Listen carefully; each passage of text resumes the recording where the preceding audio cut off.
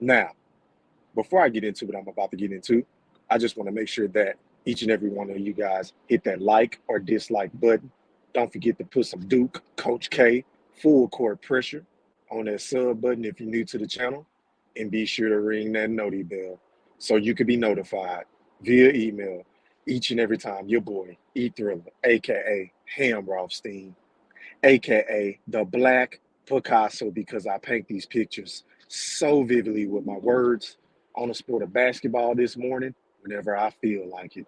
And once again, basketball fans, ladies and gentlemen, welcome back. Now, first things first, man. Shout out to everybody that's watching this live stream podcast. I know it's a bit earlier than usual, but I told myself I am going to start talking about basketball in the morning, and then I'm going to focus on boxing at night. That way I could please all parties involved. But shout out to all my day one subs and all my new subs, man. I really appreciate y'all for rocking with your boy, E Thriller, aka the Black Picasso.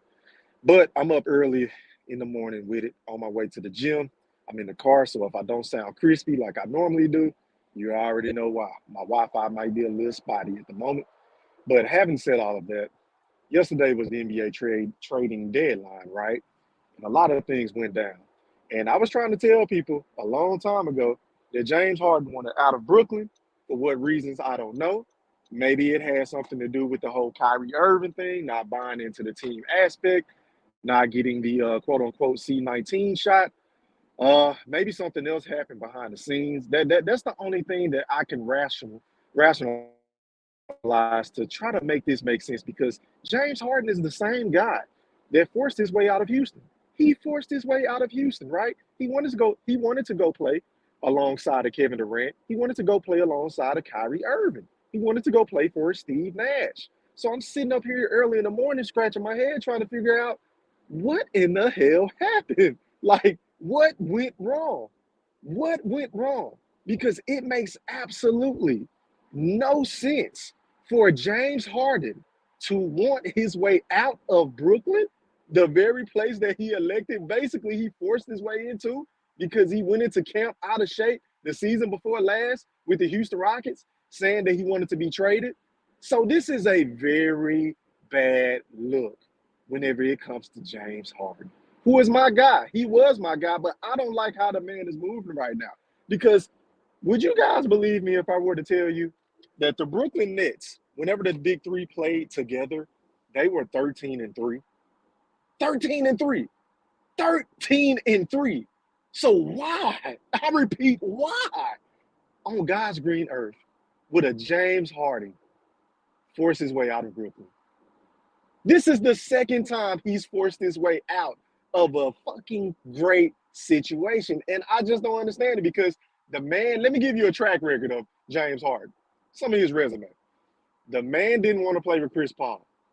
He didn't get along with Chris Paul. But before he even had Chris Paul, there was a guy by the name of Dwight Howard that he did not get along with, which is why I don't think this thing is going to work in Philly, because we all know Joel Embiid is one of those very few individuals in the NBA who is going to speak his mind, and he's going to want the goddamn ball. He's a ball dominant big, and rightfully so. He's one of the most dominant players in the game.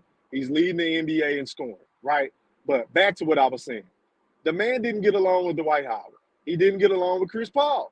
He didn't want to play with Russell Westbrook anymore, right? He didn't want to be in Houston, so he decided to force his way to Brooklyn. And then when he get to Brooklyn, he doesn't want to play with a Kyrie Irving and a Kevin Durant, single-handedly the two best scorers probably the game has ever seen. They're in my two out of my top five between Michael Jeffrey Jordan, Kobe Bean Bryant. You understand what I'm saying? You got to put Carmelo up there. You got to put who else you got to put up there as far as scoring? I'm trying to think. But James Harden is in the equation as well whenever it comes to just putting the ball in the hoop. And James Harden couldn't figure out how to get it done with the Brooklyn Nets. Are you kidding me? Are you kidding me? But it seems as though to me, from the outside looking in, because I'm no insider, I'm just a basketball fan who happens to be a YouTube content creator. But from the outside looking in, it seems as though whenever James Harden saw Kevin Durant get hurt, go down with that right knee sprain, The man say, "Oh hell no, I don't want any parts of this. I don't want to have to deal with this pressure because I don't know when Kyrie Irving coming and going. You understand what I'm saying? Our bench reserves are trash.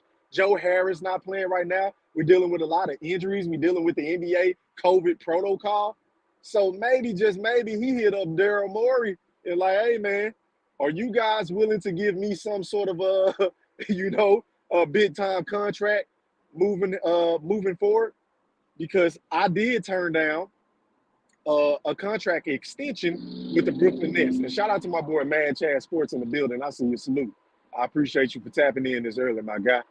But yeah, James Harden, I'm thinking there was some sort of collusion. There had to be something going on behind the scenes, man. Because to me, this makes absolutely no sense. And I think the Philadelphia 76ers were the losers in this trade. I'm going to just keep it a buck because you only got James Harden back. And what else did they get back? Hold on, I'm driving. Hold on, y'all.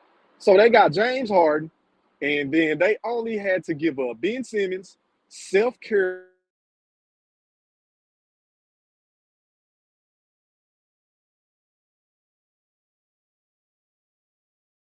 lost in this trade, y'all. Because I'm not giving up that much for James Harden. James Harden hasn't been healthy. James Harden hasn't been looking the same ever since the NBA rules have changed. And I just don't know how much gas James Harden has left in the tank, being 32 years of age, in what, his 12th or 13th season, if I'm not mistaken. I could be wrong. Somebody drop something in the chat. And make sure y'all hit that like button, man. Get them likes up. I got about 7 people in here. Please hit that like button. Please, please, please. But back to what I was saying. I think that Brooklyn Nets, I think this is a hell of a move for them. I think the only way this shit is going to work is if you put Ben Simmons at the 4, put KD at the 5. I'm gonna put Joe Harris when he come back at the 3. I'm gonna put Kyrie Irving at the 1 or 2. Him and Seth Curry are interchangeable. You understand what I'm saying? That way, you could surround Ben Simmons with 4 knockdown shooters. That way, he has a highway to the lane, to knife to the basket, to do those Euro steps, to drive and kick. And if nobody helps, then he could just basically overpower his defender because he's supremely talented and athletic. Ain't nobody ever said he wasn't that. The man just don't want to shoot the ball. He just don't want to be aggressive and shoot the goddamn ball. So if you surround Ben Simmons with those shooters, I think the sky is the limit for Steve Nash, who has to be licking his chops, man. But that's my personal opinion on this, man. I don't think this thing is going to work in Philly. I don't. I can see James Harden and Joel Embiid clashing like from day one. I don't know how this is going to work. I think James Harden is going to have to sacrifice the most because Joel Embiid at this point of his career is a much better player, much more efficient player than a James Harden. And I don't know if James Harden is willing to take a back seat yet again because maybe, just maybe, that was one of the issues he was having in Brooklyn was the fact that he couldn't really play the game the way he was playing with Houston, shooting the ball 30-something times, shooting all the bad step back shots and shit like that. I don't think James Harden liked playing the way he was playing in Brooklyn. I'm going to just throw that out there. But maybe, just maybe, he's able to play the way that he's been playing or the way that he was playing with Houston now that Daryl Morey is running basketball and operations. But he's surrounded by some talent, man. He still got Tobias Harris. He still got Maxey. You got Joel Embiid. Of course, you got Thelma Ball. I think that's how you pronounce his name. So I think they could make it work, but it's all dependent on James Harden. And then I don't like their health issues because Joel Embiid seems to get hurt a lot, kind of similar to Anthony Davis. And then we all know James Harden has been getting nicked and nacked. But those are my thoughts on this deal, man. I think the NBA needed a little bit of a shakeup. Of course, the Lakers didn't do anything in particular. Like I told y'all on my last 3 live streams in the morning on basketball, I don't feel like we was going to do anything unless we were going to give up Anthony Davis and LeBron Ramon James. But those are my thoughts, man. Make sure y'all smash that like button. I'll holler at y'all later, man. I'll be live with my boy B-Mac. Shout out to B-Mac, man. His world premiere is live tonight. I believe it's 8 p.m. Central Standard Time, so it's 9 p.m. his time in D.C. Make sure y'all pull up, man. We're going to be talking about boxing tonight. So I'm back in my element. But shout out to each and every one of y'all. Make sure y'all hit that like button. I'm gone. Holla. Oh, hold on. I got a comment.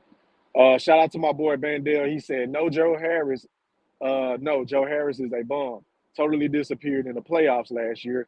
They might put Simmons at the 1. Yeah, I mean, Simmons could play the 1, but you know what I mean. I just want to surround Ben Simmons with 4 guys that can shoot. That's basically all I'm saying at the end of the day. You got to surround this guy with dudes that can shoot because if you don't, if you have a big on the floor with him and with those other three knockdown shooters, I don't think it's gonna have. I don't think they're gonna have enough court spacing, Vandell. So that's why I said that, bro. That's just me personally. I would run that line up. I know they said they was trying to get Miles Turner, but of course the trade deadline just came and went. So we'll see how this shit all shakes out, man. I'm excited for the NBA to see how this last 40 something odd games go. Of course, I think the Milwaukee Bucks should be the favorite, and then I think the Phoenix Suns should be the favorite in the Western Conference. Them and the Golden State Warriors. But shout out to y'all, man. Smash that like button. Salute. I'm gone. Holla.